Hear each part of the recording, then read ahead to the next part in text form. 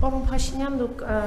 ասում եք, որ Ծառուկյանի Սարի գլխի տունը դարձնելու եք ծերերի խնամքի կենտրոն, այդ տրամաբանությամբ ինչու Գոլդեն Փելեսը, Հովիկ Աբրամյանի մոնումենտի դղյակը չդարձրեցիք ծերանոց, այն գնաց նորահայտ օլիգարխ Նարեկ Նալբանդյանը, եւ երկրորդ հարցը, պարոն Փաշինյան, չեք կարծում, որ մարդկության հավասարության կանոնը խախտվում է, մինչ ձեր թիմակիցները, մարզպետներ, նախարարներ, համայնքապետներ ձեր համար քարոզարշավ են իրականացնում, ձեր հիմնական մրցակից Սամվել Կարապետյանը տնային կալանքի տակ եւ ֆիզիկապես չի կարող մասնակցել քարոզարշավին,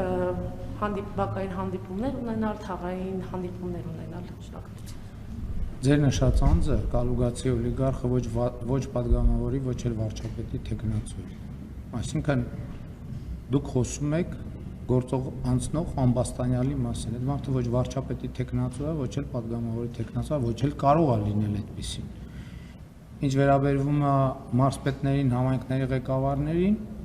նրանք քարոզության մեջ ներգրավված են Հայաստանի Հանրապետության օրենսդրությամբ սահմանված կարգով։ Ինչ վերաբերվում է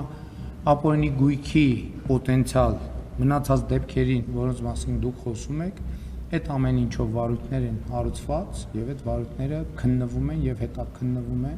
այդ թվում ձեր նշած դեպքը, ես ինչքան գիտեմ, քննության առարկա է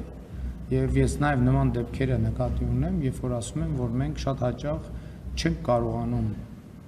արագ արդյունքների հասնել, որովհետեւ պայմանական ասած մաֆիան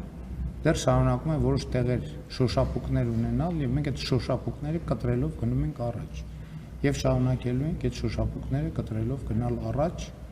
որպեսզի մեր առաջ դրած խնդիրը լուծենք։ Իսկ մեր առաջ դրած խնդիրը հետեւյալն է, որ մենք պետք է թալանվածը կոպեկ առ կոպեկ կամ լումա առ լումա ետ վերենք եւ ուզում եմ հիշեցնել, որ տարբեր մեխանիզմներով էլի հեղափոխությունից ի վեր այդ թվում ստվերային տնտեսության կրճատման, ապօրինի գույքի եւ համայնքային շահերի պաշտպանության համատեքստում արդեն շուրջ 8 միլիարդ դոլարի դրամական միջոցներ եւ գույք վերադարձվել են պետությանը եւ համայնքներին, այդ թվում Գագիկ Ծառուկյանի կամ Ծառուկյան Գուրոյան ընտանիքին պատկանող գույքերը, որոնցից մեկը Կոտայքի նախկին մարզպետի առանձնատունը շուտով կդառնա ծերերի խնամքի կենտրոն։ Շնորհակալ եմ։